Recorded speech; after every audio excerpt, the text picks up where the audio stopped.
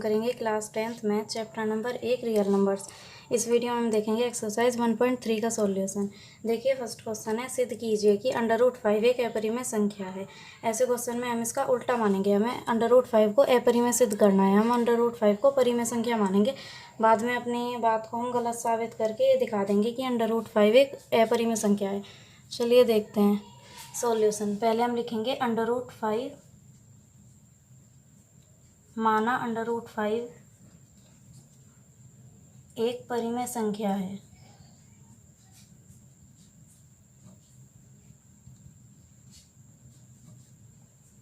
अगर ये एक परिमेय संख्या है तो हम √5 को कैसे लिख सकते हैं? P/Q के रूप में, जहाँ पर Q बराबर नहीं होता 0 के और HCF P और Q का क्या होता है? 1। और यहाँ P और Q पूर्णांक होते हैं।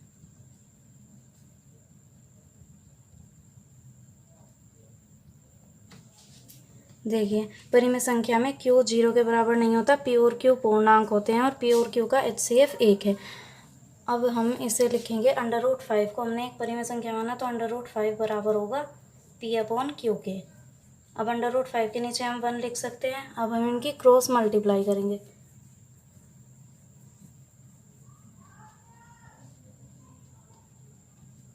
√5 अब हम इसमें दोनों तरफ वर्ग करेंगे। दोनों तरफ वर्ग करने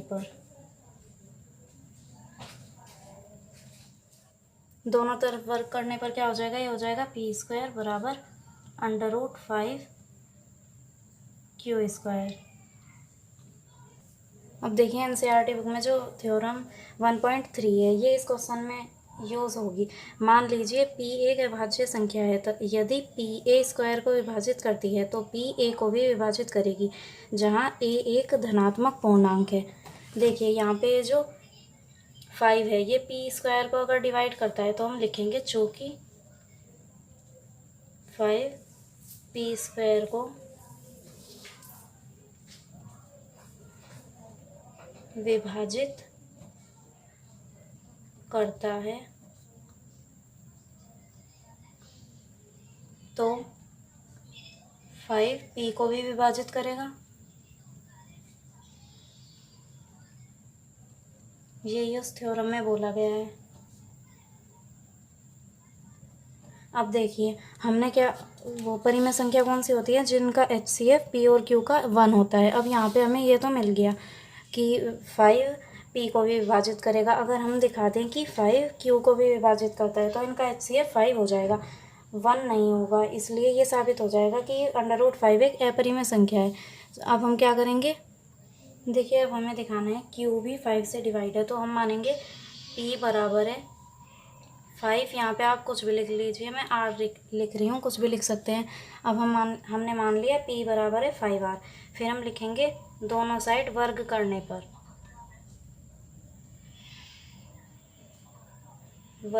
पर, क्या होगा? ये हो जाएगा P² बराबर 5R²। अब देखिए हमें तो Q² को दिखाना है, Q² 5 से डिवाइड है। अब यहाँ पे P² की वैल्यू हम कहाँ से रखेंगे? यहाँ से। इसे नंबर 1 बोल देते हैं और इसे 2। फिर यहाँ पे लिखेंगे समीकरण 1 से P² का मान रखने पर,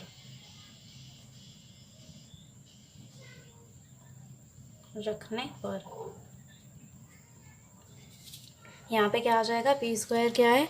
5Q² √5Q²। अब देखिए यहाँ पे ये √5Q² था ना, ये पूरे के ऊपर स्क्वायर था, तो ये क्या बन गया? 5 की √5 की 2 बार मल्टीप्लाई होगी तो ये √ हट जाएगा Q²। अब यहाँ से P² की क्या वैल्यू मिलेगी? 5Q² बराबर 5R, ये पूरे के ऊपर वर्ग है स्क्वायर। 5Q² बराबर यहाँ से 5 की 2 बार मल्टीप्लाई होगी 25R²। अब यहाँ से ये कट जाएगा, 5 × 5, 5 5 × 25, Q² बराबर 5R²। यहाँ पे लिखेंगे हम 5, Q² को विभाजित करता है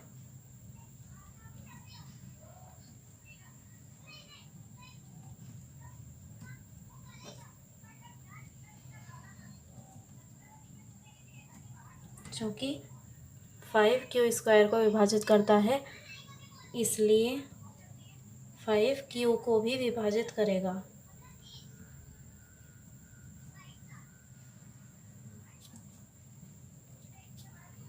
विभाजित करेगा।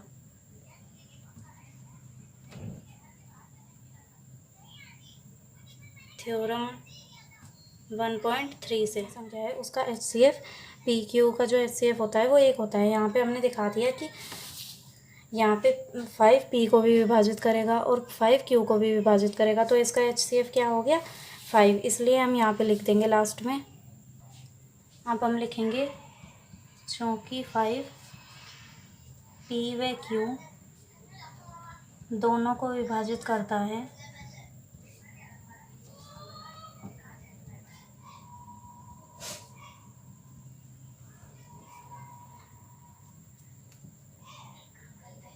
अर्थात HCF PQ का बराबर है 5, जो कि बराबर नहीं है 0 के। अतः हमारी अवधारणा जो हमने सोचा था कि वो एक परिमेय संख्या है, ये गलत है तथा √5 एक अपरिमेय संख्या है।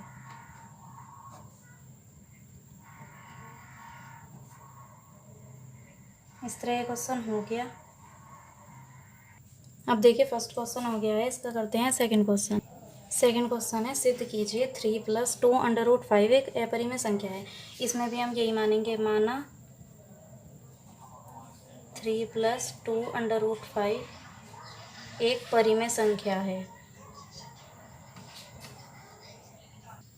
अगर हमने मान लिया ये एक परिमेय संख्या है तो हम इसे कैसे लिख सकते हैं, 3 + 2 √5 बराबर P/Q, जहाँ पर Q बराबर नहीं है 0 के।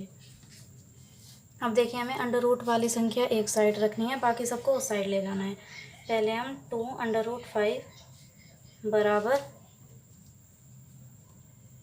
P/Q, यहाँ पे ए प्लस में है, ये -3। अब हम 2 को भी इस साइड ले आएंगे, यहाँ पे बचेगा √5 बराबर P/Q -3 / 2। अब ये देखिए सारी संख्या इधर आ गई, सिर्फ इधर √5 बचा है। अब आपको पता होगा ये एक परिमेय संख्या है P/Q, इसमें से हम 3 भी एक परिमेय संख्या है, परिमेय संख्या में से परिमेय संख्या माइनस करेंगे तो एक परिमेय संख्या मिलेगी, और जो परिमेय संख्या होगी उसे हम डिवाइड करेंगे 2 से। ये भी एक परिमेय संख्या है, तो आंसर परिमेय आएगा। अब पिछले क्वेश्चन में हमने सिद्ध किया है √5 एक अपरिमेय संख्या है, तो हम लिखेंगे अपरिमेय संख्या √5 परिमेय संख्या बराबर P/Q -3 / 2 बराबर नहीं हो सकती, बराबर नहीं हो सकती।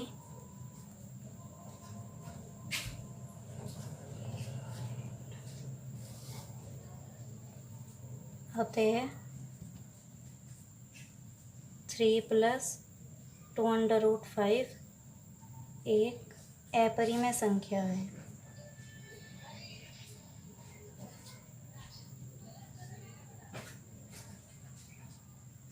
देखिए यहाँ पर ये √5 एक अपरिमेय संख्या है, हमने पिछले वाले क्वेश्चन में सिद्ध किया था, और ये वाली संख्या एक परिमेय संख्या है। तो अपरिमेय संख्या परिमेय संख्या के बराबर तो कभी नहीं होगी, तो ये एक परिमेय संख्या है, ये एक परिमेय संख्या है और ये एक अपरिमेय संख्या है।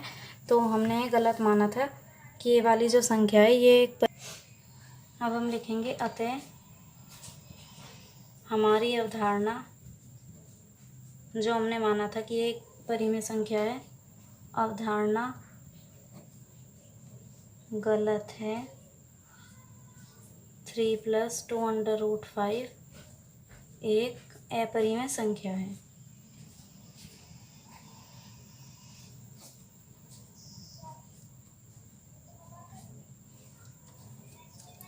ये वाला क्वेश्चन भी हो गया। अब देखते हैं थर्ड क्वेश्चन का फर्स्ट पार्ट। देखिए ये है क्वेश्चन नंबर 3। सिद्ध कीजिए कि निम्नलिखित संख्याएं अपरिमेय संख्या हैं। इसका फर्स्ट पार्ट है 1/√2। इसका सॉल्यूशन देखते हैं। इसमें भी हम ऐसे ही करिए 1/√2। इसे हमें एक अपरिमेय संख्या सिद्ध करना है, तो हम पहले ऐसे ही मानेंगे। माना जैसे हमने पहले क्वेश्चन में माना था 1/√2 एक परिमेय संख्या है। परिमेय संख्या है। अगर ये परिमेय संख्या है तो हम इसे 1/√2 को P/Q के रूप में लिख सकते हैं, जहाँ पे Q बराबर नहीं है 0 के। अब देखिए, अब हम इसका व्युत्क्रम करेंगे। व्युत्क्रम क्या होता है? इसका उल्टा करने पर इस संख्या को हम पलट देंगे। व्युत्क्रम करने पर ये क्या हो जाएगा? √2 ऊपर 1 नीचे, √2/1 बराबर ये यहाँ पे Q ऊपर P नीचे। इस क्वेश्चन को करने के और भी मेथड है, बट ये वाला सबसे सिंपल है, तो आप इससे कर लेंगे। यहाँ पे आएगा Q और P। ये 2 पता नहीं क्यों लिख दिया। P यहाँ पे हमें लिखना पड़ेगा। यहाँ पे P बराबर 0 के नहीं है। अगर ये यहाँ पे P बराबर 0 हो गया तो ये एक वो हो जाएगी अपरिमेय संख्या, तो हम यहाँ पे लिखेंगे P बराबर 0 के नहीं है। अब देखिए, आपको यहाँ पे दिख रहा होगा √2 एक अपरिमेय संख्या है और Q/P एक परिमेय संख्या है। √2 तथा Q/P बराबर नहीं हो सकते,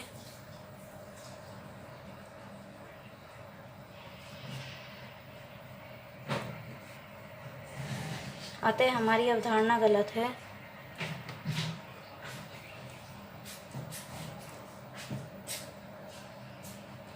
अवधारणा गलत है। 1/√2 एक अपरिमेय संख्या है। अब ये वाला भी सिद्ध हो गया। अब देखेंगे हम इसका नेक्स्ट पार्ट। अब देखिए, इसका सेकंड पार्ट है 7/5। इसमें भी हम ऐसे ही करेंगे। माना सॉल्यूशन इसका, माना 7/5 एक परिमेय संख्या है। अगर ये एक परिमेय संख्या है तो हम इसे P/Q के रूप में लिख सकते हैं। 7/5 बराबर P/Q। अब देखिए, हम इसे √5 को इस साइड रखेंगे, 7 को उस साइड ले जाएंगे। √5 बराबर ये यहाँ पे जब बीच में कोई साइन नहीं होता तो ये मल्टीप्लाई में होता है, यहाँ वहाँ पे ये डिवाइड में जाएगा। 7Q। अब देखिए, अगर हम देखें तो √5 हम फर्स्ट क्वेश्चन में सिद्ध किया था कि ये एक अपरिमेय संख्या है और ये एक परिमेय संख्या है। इसे एक समीकरण 1 बोल दीजिए। समीकरण 1 से अपरिमेय संख्या √5 बराबर नहीं है परिमेय संख्या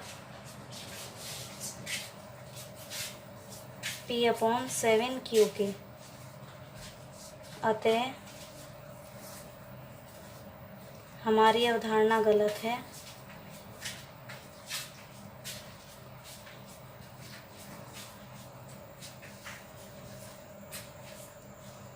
यहाँ 7/5 एक अपरिमेय संख्या है।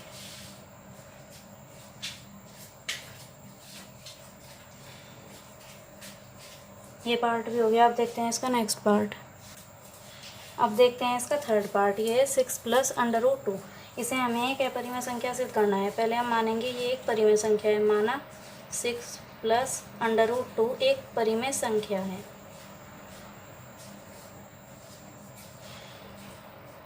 अगर ये एक परिमेय संख्या है तो हम इसे P अपॉन Q के रूप में लिख देंगे, बराबर P अपॉन Q, जहाँ पे Q 0 के बराबर नहीं है।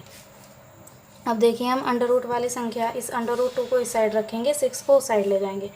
अंडर रूट 2 बराबर P अपॉन Q, यहाँ पे ये प्लस में था, यहाँ पे आके ये माइनस में हो जाएगा। अब देखिए यहाँ पे हमें पता है अंडर रूट 2 एक अपरिमेय संख्या है तथा P अपॉन Q ये एक परिमेय संख्या थी और 6 भी एक परिमेय संख्या है। परिमेय संख्या में से परिमेय संख्या माइनस करेंगे तो परिमेय संख्या ही मिलेगी।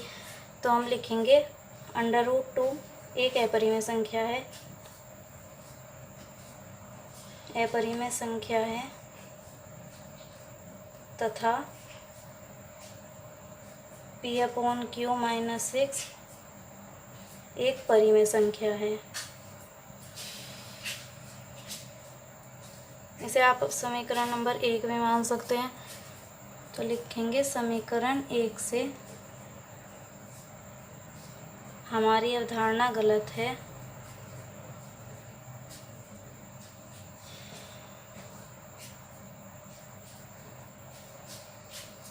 यहाँ 6 प्लस अंडर रूट 2 एक अपरिमेय संख्या है।